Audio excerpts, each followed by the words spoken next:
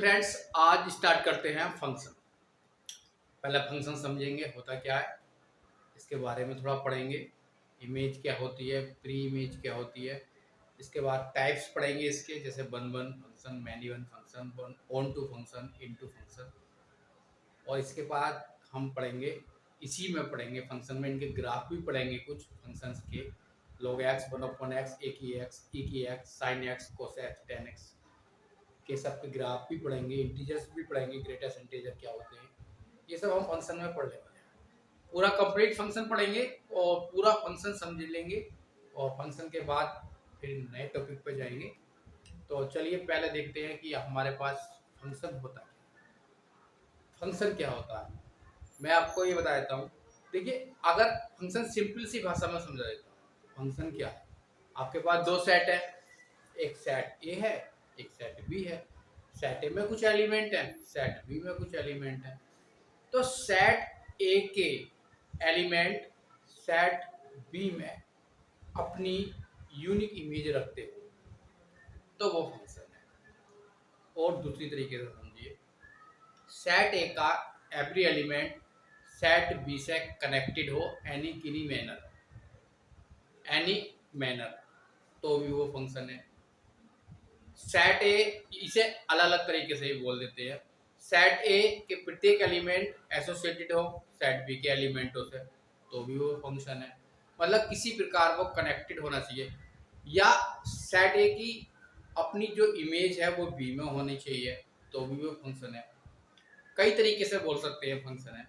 मैं आपको थोड़ा सा डेफिनेशन बता देता हूँ, ज़्यादा नहीं, फिर थोड़ा समझ लेंगे कि फंक्शन है क्या, कौन सा फंक्शन हो सकता है, कौन सा फंक्शन नहीं हो सकता है। देखिए, हमारे पास दो सेट है ए और बी, दोनों खाली नहीं है। Then a function F from set A to set B is a rule, किसी भी रूल से कोई भी मेथड या कोरोस्पोंडेंस या एसोसिएटेड एलिमेंट, कुछ भी बोल सकते हैं, set A to set B, मतलब सेट ए का एलिमेंट सेट बी से किसी भी रूल से जुड़ा हुआ है तो वो फंक्शन है। या ऐसा कह दीजिए all element of set A are associated to element in set B. Set A के प्रत्येक एलिमेंट सेट बी से किसी भी तरीके से एसोसिएटेड होने चाहिए। या ऐसे बोल दीजिए an element of set A associated to unique element, set A का बी के अंदर कोई यूनिक एलिमेंट होगा, ऐसे भी बोल सकते हैं। या ऐसे ही बोल सकते हैं A function F from set A set B associated हो each element of set A और यूनिक इमेज रखता हो, इस तरीके से बोल सकते हैं। सेट, अब मैं और दूसरे तरीके से बता देता हूँ। सेट ए का कोई भी एलिमेंट ऐसा नहीं होना चाहिए जिसकी कोई यूनिक इमेज ना हो, या सेट ए का कोई भी ऐसा एलिमेंट नहीं होना चाहिए जो सेट बी से एसोसिएटेड ना हो, कनेक्टेड ना हो किसी भी तरीके से। सेट ए में कोई एलिमेंट खाली होना ही नहीं चाहिए।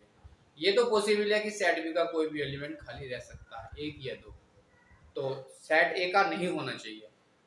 सिंपल सी बात है, समझ लिए होंगे। अगर नहीं समझे तो हम इसे एरो डायग्राम से समझ लेते हैं तो आपको बहुत अच्छा समझ में आएगा। देखिए, हमारे पास एफ कोई फंक्शन है ए से और बी तक। एफ कोई फंक्शन है ए से बी तक, ए के कुछ एलिमेंट होंगे और बी के भी हमारे पास कुछ एलिमेंट होंगे।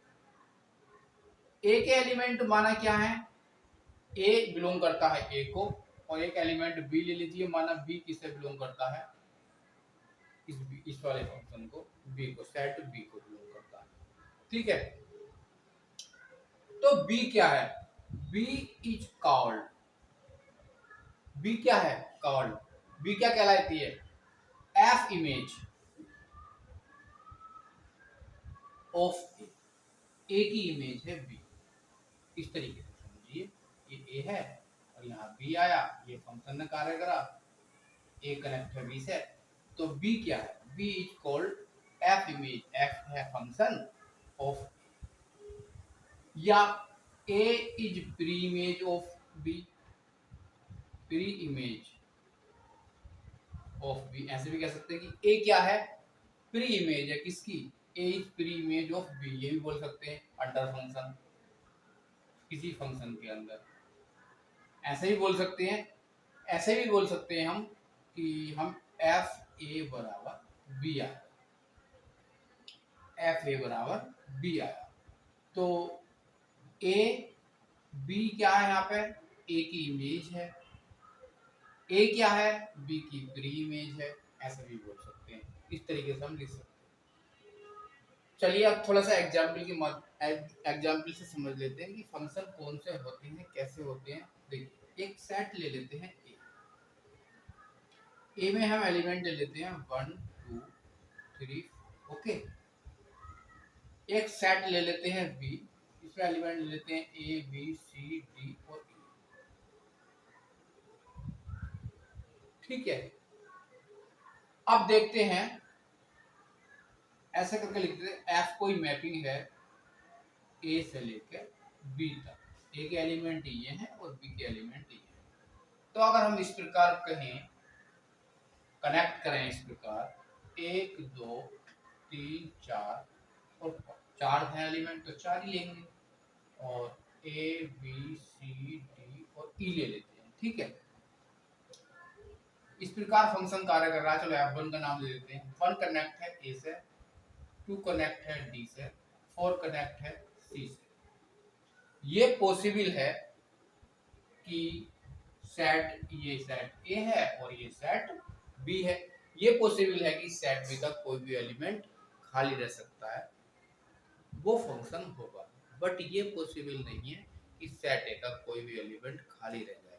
सेट ए का प्रत्येक एलिमेंट कनेक्ट होना चाहिए सेट बी से, अपनी इमेज रखनी चाहिए, अपनी यूनिक इमेज रखनी चाहिए, एसोसिएटेड होना चाहिए सेट ए का एलिमेंट।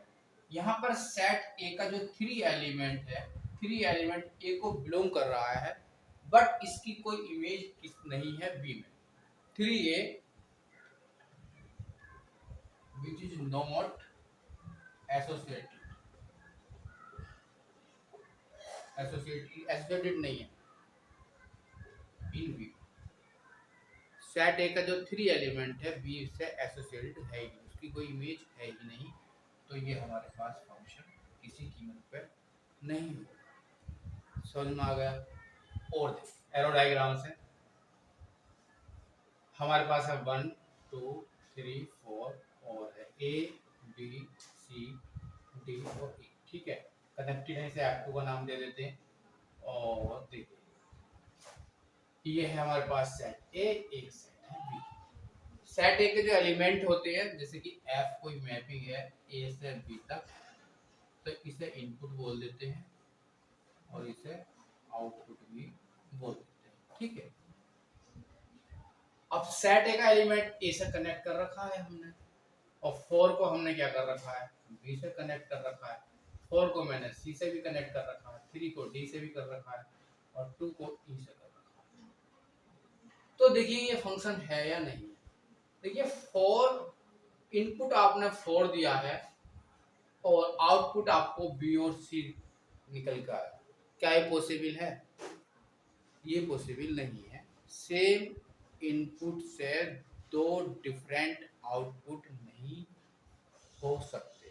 भाई टीवी का स्विच ऑन करोगे तो टीवी चलेगा, पंखे का स्विच ऑन करोगे तो पंखा चलेगा। अगर ऐसा नहीं है तो वो फंक्शन नहीं है।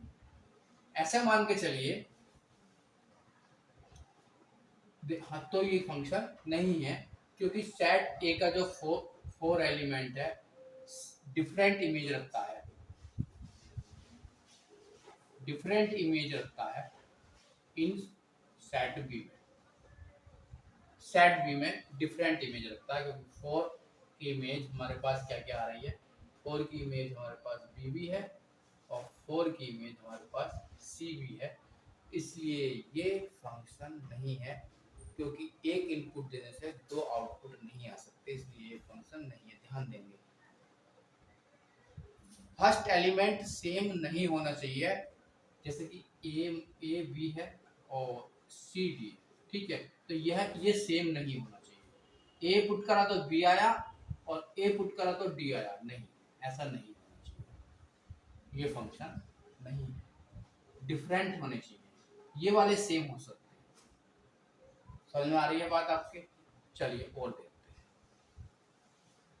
1 2 3 4 A B C D. Set A का एलिमेंट इससे कनेक्ट है, ये इससे कनेक्ट है, ये इससे कनेक्ट है और ये वाला इससे कनेक्ट है।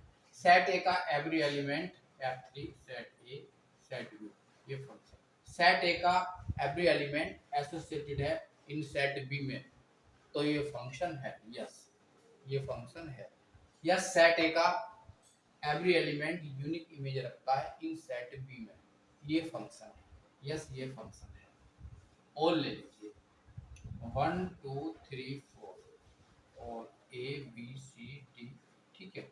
और ये हमारे पास फंक्शन, चलिए F4 नाम दे देते हैं इसे लिख देते हैं ए और बी, ठीक है। ओके, तो अब हमने क्या काम करा, देखिए अब हमने क्या काम करा, ए कनेक्ट है बी से, 2 पुट करा तो भी सी आया, 3 पुट करा तब भी सी आया, 4 पुट करा तो ई आया। सेट बी का कोई एलिमेंट खाली रह भी सकता है, तो ये फंक्शन है। वो कैसे, भाई एफ एक्स बराबर एक फंक्शन ले लो एक्स स्क्वायर, ठीक है, या वाई बराबर एक्स स्क्वायर। अगर मैंने f1 रखा तो मुझे 1 मिलेगा, फिर मैंने f-1 रखा तब भी मुझे 1 मिला, तो ये फंक्शन है या नहीं है, ये फंक्शन है। इनपुट तो डिफरेंट डिफरेंट हैं, आउटपुट तो सेम आ सकता है, इनपुट डिफरेंट डिफरेंट हो सकते हैं, आउटपुट सेम आ सकता है, तो ये फंक्शन है, ठीक है। अब ऐसे भी पता कर सकते हैं, y बराबर एक्स स्क्वायर है, इसका वैसे ग्राफ कैसे खींचेगा, y बराबर एक्स स्क्वायर है तो ये जाएगा ना एक्स एक्सिस और वाई एक्सिस, तो अगर फंक्शन वो है कुछ इस तरीके का, y बराबर एक्स स्क्वायर का ये ग्राफ है आपके पास, y बराबर एक्स स्क्वायर का, तो अगर ये फंक्शन है तो हम क्या करते हैं, ये x y एक्सिस के पैरेलल लाइन ड्रॉ करेंगे, एक जगह काटेगी एक जगह काटेगी, तो ये फंक्शन है। और मैं इसी में अगर मैं y स्क्वायर बराबर x बोल दूं, y स्क्वायर बराबर x का कुछ ग्राफ इस तरीके से खींचेगा, इसी में अगर मैं ये ले लूं इस तरीके से, तो कुछ ग्राफ इस तरीके से खींचेगा। अब मैं इसके पैरेलल लाइन खींचूंगा y एक्स के, तो दो जगह कट करेगी, तो फंक्शन नहीं। थोड़ा ऐसा कर लेंगे, ऐसे भी पता कर सकते हैं। साइन एक्स का ग्राफ खींच लेंगे, साइन एक्स का ग्राफ खींच लेंगे, ठीक है, 0 पाई 2 पाई 3 पाई, कहीं भी लाइन ड्रॉ करिए एक्स वाई एक्स के पैरेलल पर ड्रॉ कर दी, एक जगह काटेगी फंक्शन है, कहीं भी करिए एक जगह काटेगी फंक्शन है।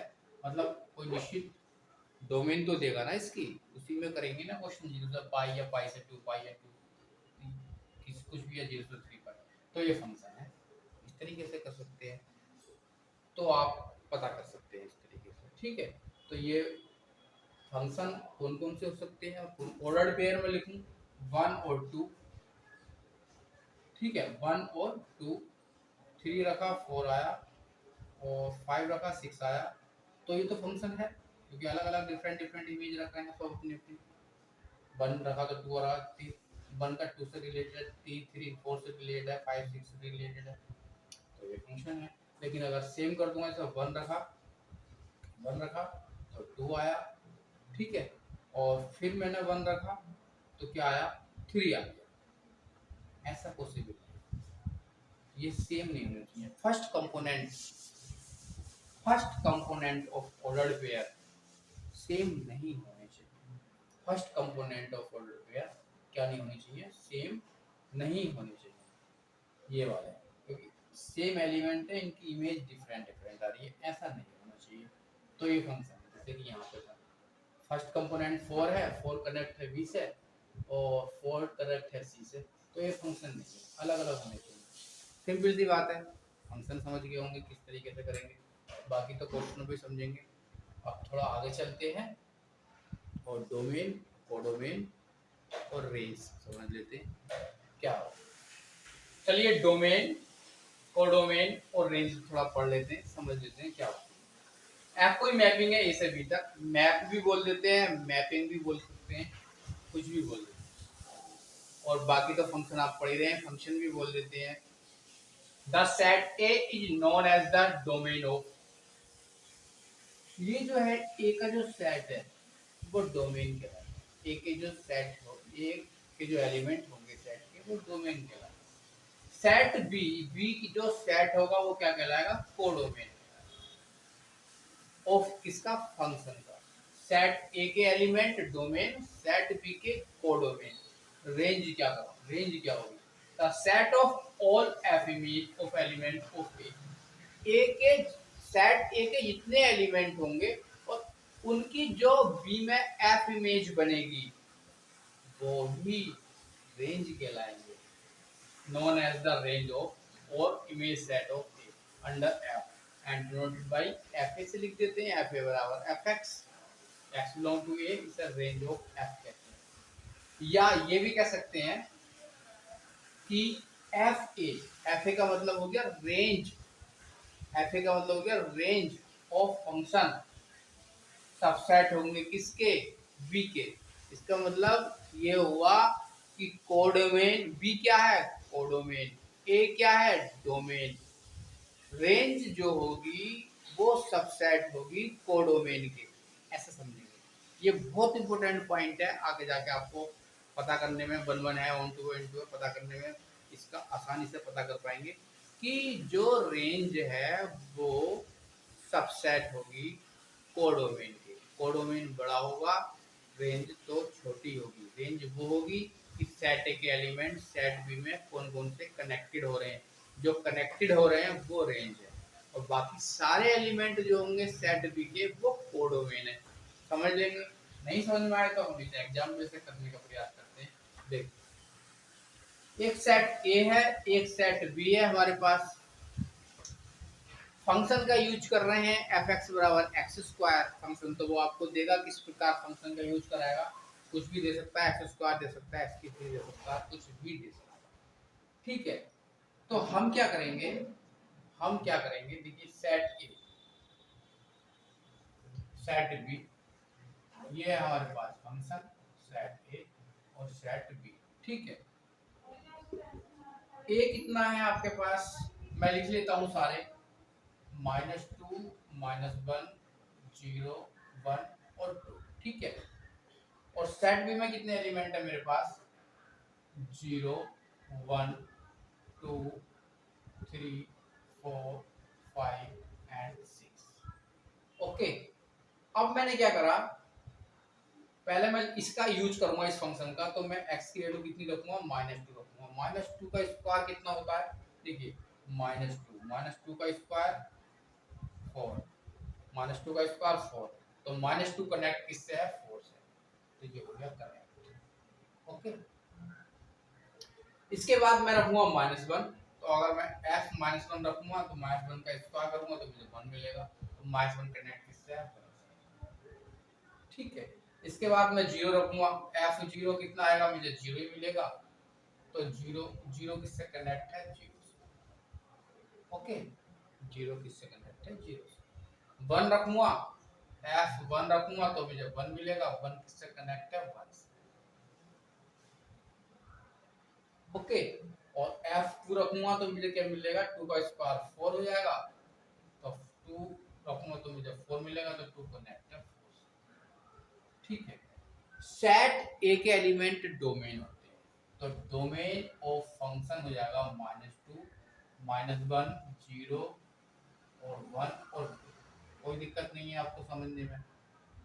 कोडोमेन, कोडोमेन सेट बी की जो सारे एलिमेंट होंगे वो कोडोमेन होंगे, 0 1 2 3 4 5 एंड 6।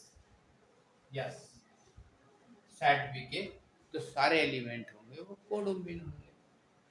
अब रेंज क्या होगी इसकी, रेंज क्या होगी, सेट ए कनेक्टेड है सेट बी से अकॉर्डिंग टू गिवन फॉर्मूला या गिवन मैनर या गिवन मेथड, कुछ भी कह लो, ये दिया है इसने मेथड। इस मेथड के अकॉर्डिंग सेट ए के जो एलिमेंट है सेट बी में जो कनेक्ट हुए हैं वो रेंज कहलाएगी। तो रेंज मेरे हिसाब से कितनी बन गई भाई, 0 1 एंड 4, 0 1 एंड 4, ये इसकी रेंज है। ठीक है, मतलब 0 1 और 4 है, ये सेट जो निकल का आया इज ए सबसेट है कोडोमेन का, कोडोमेन का। कोडोमेन देख लो 0 1 2 3 4 5 एंड 6। आप ये मुझे लगता है अच्छी तरीके से समझ में आ गया होगा। रेंज सबसेट होती है कोडोमेन के। कोडोमेन तो सारे एलिमेंट होंगे बी के, लेकिन जो रेंज में आ रहे हैं वो रेंज छोटी होगी कोडोमेन। ठीक है। अरे भाई, दो देशों में लड़ाई चल रही है और आपने क्या करा, मारा, इधर से बंदूक चल, इधर से तोहफे चली, तो दो कोडोमेन तो उधर के सारे सैनिक हैं आपके। कोडोमेन उधर के दूसरी पार्टी से जिससे आपकी लड़ाई चल रही है, सारे के सारे सैनिक जो लड़ रहे हैं दूसरी पार्टी दूसरे देश के, वो कोडोमेन है। लेकिन जो आपकी रेंज में आए, जो आपने तोप चलाई है और जो उस तोप की रेंज में आए और मारे गए, वो रेंज कहलाएगी। सिंपल सी बात है। तो कोडोमेन भी समझ गए, डोमेन भी समझ गए और रेंज भी समझ गए। ठीक है, अब आगे चलते हैं। और मैपिंग एफ ए से जेड तक। ए का मतलब हो गया सेट ए के एलिमेंट यूज करने, जेड का मतलब इंटीजर्स का यूज करना, कोई भी इंटीजर्स हो सकता है। मैनर है हमारे पास क्वेश्चन करने का, जो फंक्शन है वो x square minus 2x minus 3 है, इसका यूज करेंगे। हमें इसकी रेंज निकालनी है। रेंज ऑफ फंक्शन क्या होगी, और प्री इमेज ऑफ 6 माइनस 3 और 5, 6 माइनस 3 और 5 की प्री इमेज निकालनी है, या बोले तो F inverse 6 F inverse minus 3 या एफ इनवर्स 5 निकालनी है। थोड़ा समझ लेंगे इससे, क्योंकि ये जो प्री इमेज है इस पे आपको ऑन टू फंक्शन जब दिखाना होता है तो वहां पे इसका बहुत यूज है। तो अब समझ लेंगे तो वहां पे मुझे आपको समझाने में कोई भी दिक्कत नहीं आने वाली। तो चलिए मैं इसकी रेंज निकाल लेता हूँ। देखिए मेरे पास एफ कितना निकाल लूँ, एफ माइनस 2 रख देता हूँ, तो मेरे पास आ जाएगा 4 और प्लस 4 माइनस 3, 4 4 8 में 3 जाएंगे 5, और एफ माइनस 1 रख देता हूँ, तो 1 प्लस 2 माइनस 3 मुझे मिल जाएगा 0। इसके बाद रख देता हूँ एफ 0, तो 0 0 माइनस 3 मिल जाएगा। इसके बाद मैं रख देता हूँ 1, एफ 1 रख देता हूँ, तो एफ 1 कितना मिल जाएगा, 1 माइनस 2 माइनस 3, 3 और 2 5, 1 माइनस 5 बराबर माइनस 4, और इसके बाद एफ 2 रख देता हूँ, तो मुझे कितना आ जाएगा 4 और 4 माइनस 3 बराबर माइनस 3। तो रेंज आ गई इसकी, range of F, range of F हमारे पास कितनी आ गई है, वो आ गई है हमारे पास 5 0 माइनस 3 माइनस 4 और माइनस 3। अगर माइनस 3 रिपीट है तो नहीं लिखेंगे, ठीक है, एक ही बार लिखेंगे। ये इसकी 5 0 माइनस 3 और माइनस 4। ओके, और डोमेन तो आपको पता ही है इसकी क्या थी, डोमेन ऑफ फंक्शन कितनी थी, माइनस 2 माइनस 1 0 और 1 और 2, ये इसकी डोमेन।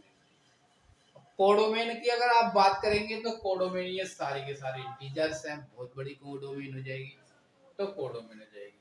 अब मेन चीज है कि मैं प्री इमेज कैसे निकालूंगा। प्री इमेज निकालने के लिए मेरे पास दो तरीके हैं। मैं पहला तरीका निकाल देता हूँ आपको। देखिए मुझे 6 की प्री इमेज निकालनी है। जिसकी भी आपको प्री इमेज निकालनी होती है वो इस फंक्शन के इक्वल रख दो, मतलब एफ की वैल्यू इसे ले लो। प्री इमेज ऑफ 6 अगर मुझे निकालना है तो मैं एफ की वैल्यू 6 पुट कर दूंगा। X square minus 2x minus 3। एक दूसरा तरीका भी है, वो भी बताऊंगा आपको मैं। कितना हो जाएगा 6, तो 6 इधर चला जाएगा, एक्स स्क्वायर माइनस के 2x माइनस के 9, कितना हो जाएगा माइनस 9 हो जाएगा हमारे पास। फैक्टर तो होने नहीं है, तो मैं क्या करूँ, x बराबर minus B plus minus B square minus के 4 ए सी अपॉन 2 लगा दूँ, तो कितना आएगा 2 प्लस माइनस कितना आ जाएगा 36 4 40, 9 चौक 36 और 40 बटा 2 आ जाएगा, तो 20 आ जाएगा। वो 4 इंटू, हाँ कितना लिखते हैं 40 का 10 लिख देते हैं, 2 प्लस माइनस 4 है 40, 2 रूट 10 लिख देता हूँ, है ना। तो x बराबर आ जाएगा 1 प्लस माइनस 6 की प्री इमेज, 6 की प्री इमेज मुझे निकालनी है। 6 तो मेरा है, 6 तो मेरा जेड को बिलोंग कर रहा है क्योंकि इंटीजर है। अब जो प्री इमेज है वो मुझे इसके अंदर आनी चाहिए।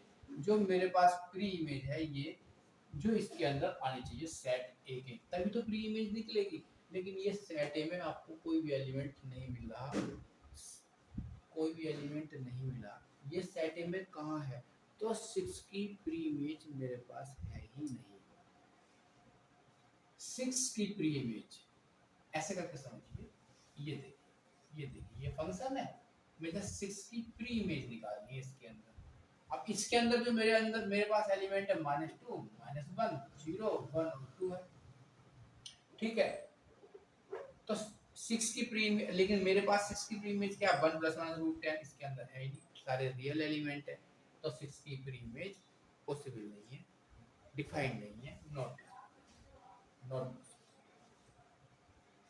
अब मैं इसे दूसरे तरीके से समझाता हूँ, प्री इमेज निकालने का एक अलग तरीका बताता हूँ। देखिए प्री इमेज निकालना है तो पहले इनवर्स प्री इमेज का मतलब है इनवर्सेबल फंक्शन होना चाहिए, तभी तो उसकी प्री इमेज निकलेगी। तो हम इसका फंक्शन का पहले पता करते हैं। देखिए इसे y मान लेते हैं, x² - 2x - 3, और इसका पहले इनवर्स निकालते हैं तब इसकी प्री इमेज निकालेंगे। तो अब इनवर्स कैसे निकालेंगे, थोड़ा दिक्कत है। x² है -2x है तो मैं +1 लिख लूं, फिर -1 लिख लूं तो -4 लिखूंगा, तो मेरे पास आ जाएगा x - 1 का स्क्वायर -4 y + 4 बराबर हो जाएगा x - 1 का स्क्वायर। तो x - 1 बराबर आ जाएगा y + 4 का अंडर रूट, वो भी प्लस माइनस, x आ जाएगा 1 ± y + 4। Yes yes, f inverse x लिख देंगे इसे, यहाँ पर x लिख देंगे, x + 4, ये इसका इनवर्स हो गया, इस फंक्शन का इनवर्स हो गया। अब मुझे इसकी प्री इमेज निकालनी है तो मुझे f इनवर्स 6 चाहिए कि नहीं चाहिए, तो 1 ± 6 + 4 10, कितनी आएगी 1 ± √10, यही तो आई थी, यही तो आई थी। बट ये सेट में नहीं है ना, तो इसकी प्री इमेज नहीं है। ऐसे भी निकाल सकते हैं, पहले फंक्शन का इनवर्स निकाल लीजिए और उसमें वैल्यू पुट कर दीजिए। ये अगर, अब देखिए हम आकर कहीं ना कहीं ऑन टू फंक्शन पढ़ेंगे, तो onto function 1 into function पढ़ेंगे, सॉरी इनटू फंक्शन नहीं है ये, क्योंकि इसकी प्री इमेज नहीं है। इनटू फंक्शन नहीं है क्योंकि इसकी प्री इमेज नहीं है। फंक्शन प्री इमेज जहां होगी वहां इनटू फंक्शन होगा, सेट बी के एलिमेंटों की, सेट बी के एलिमेंटों की जहां प्री इमेज होगी वहां इनटू फंक्शन होगा। उसे हम बाद में पढ़ेंगे, अभी हम पढ़ नहीं रहे, अभी तक खाली हम समझ रहे हैं कि कैसे निकाले करेंगे। ये बात भी मैंने बता दी कि कोडोमेन का सबसेट होता है रेंज, वो भी थोड़ा पढ़ लिया हमने। चलिए अब हम सबकी प्री इमेज निकाल लेंगे f इनवर्स -3 की, चाहे तो इस तरीके से निकाल लीजिए चाहे इस तरीके से निकाल लीजिए। f इनवर्स -3 की निकालेंगे तो यहाँ पे -3 लग देंगे, f इनवर्स -3 रख दीजिए, कितना हो जाएगा 1 ± -3 1, तो कितना आ जाएगा 1 ± 1, तो दो वैल्यू आएंगी, एक तो आएगी 0 और एक आएगी 2, ठीक है। इसी तरीके से आप f इनवर्स 5 की भी निकाल सकते हैं, या इस तरीके से भी कर सकते हैं, जैसा आपकी इच्छा है वो कर लीजिए। तो ये प्री इमेज है, f इनवर्स 5 की आप अपने आप निकाल लेंगे। तो आज थोड़ा सा इतना ही था, और हम अभी मैपिंग के टाइप्स पे, हाँ थोड़ा सा और समझा देता हूँ कि क्या समझा दूँ। हाँ, सेट ए में अगर m एलिमेंट है और सेट बी में अगर n एलिमेंट है, थोड़ा सा कहाँ समझाएं, थोड़ा जगह है कहीं पर, यहाँ पर देखता हूँ, यहाँ पर आ जाएगा क्या, थोड़ा चेक कर लेता हूँ।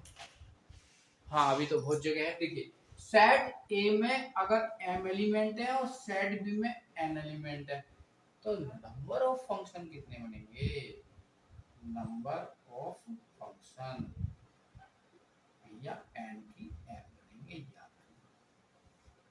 n की m, दिस की पावर दिस। जैसे कि सेट ए है, 1 2 3 4 4 एलिमेंट है, एक सेट बी है 1 2 3 एलिमेंट होते हैं ना, a b c, ठीक है। नंबर ऑफ फंक्शन होंगे n की m, 3 की 4, 3 की 4, 3 क्या 9 क्या 27 और 81, हमारे पास कितने बनेंगे 81 नंबर ऑफ फंक्शन बनेंगे, ठीक है। एक चीज और है, अच्छा जो रिलेशन होगा वो फंक्शन हो, जो फंक्शन होगा वो तो पक्का रिलेशन है, लेकिन जो रिलेशन है वो फंक्शन हो भी सकता है नहीं भी हो सकता है।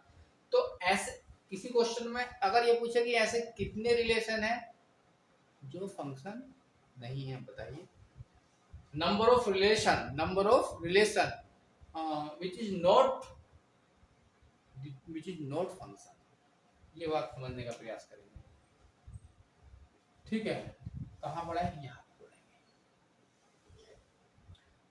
नंबर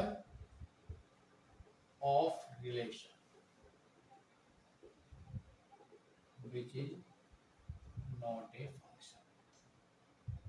ऐसे रिलेशन जो फंक्शन नहीं है, ऐसे रिलेशन जो फंक्शन नहीं है। समझ रहे हैं आप बात को? अच्छा बताइए, टोटल एक सेट में m एलिमेंट है, एक सेट में n एलिमेंट है, तो टोटल रिलेशन कितने होते हैं? मैंने बताया था कि 2 की mn होते हैं कि नहीं होते? पढ़ा है, पीछे की वीडियो देख लीजिए आप मेरे, वहां मैंने बताया है। मैंने सेट्स पढ़ा दिया, उसमें बताया, सेट्स पढ़ा दिया और कार्टेशियन प्रोडक्ट और रिलेशन पढ़ाया, उसमें सब समझा दिया। आज ये फंक्शन स्टार्ट करा। तो number of relation which is not a function, जो फंक्शन नहीं है वो निकालना चाह रहे हैं। तो ये तो पता है कि टोटल रिलेशन कितने बनते हैं, किसी सेट में m एलिमेंट है, दूसरे सेट में n एलिमेंट है, 2 की mn होते हैं। और दोनों अगर इक्वल इक्वल है, जैसे कि सेट ए का सेट ए में निकाल रहे हैं, तो 2 की n स्क्वायर हो जाएगा। अच्छा, टोटल फंक्शन कितने बनते हैं हमारे पास? n की m बनते हैं। तो भैया ये हटा दो, टोटल फंक्शन इतने हैं, उसमें से इतने रिलेशन बने हैं, तो जो फंक्शन रिलेशन नहीं है वो घटा दो। Number of relation which is not a function 2 की mn में से n की m घटा दीजिए। Final lecture complete. आज इतने ही रहने देते हैं। अच्छा लगा है, कुछ भी आपको पॉजिटिव मिला है, कुछ सीखने को मिला है, तो मेरे चैनल से जुड़ जाइए और चैनल को सब्सक्राइब करिए। क्योंकि मैं जितने भी बच्चे, चाहे वो आप जेई की तैयारी कर रहे हैं, टीजीटी हो, पीजीटी हो, एनडी हो, कोई भी मैथमेटिक्स इस तरीके का हो, या अपनी नॉलेज भी बढ़ाना चाहते हैं मैथ में, अगर आपने सब कुछ पास कर लिया है और थोड़ा सा वीक है, तो भी आप पढ़ सकते हैं। मैं सारे चैप्टर के टॉपिक बाय टॉपिक कंसेप्ट तो पक्का लेके आ रहा हूँ। तो इतने रहने देते हैं दोस्तों आज के लिए। खुश रहिए, मस्त रहिए और तैयारी में ज़बरदस्त लगे रहिए।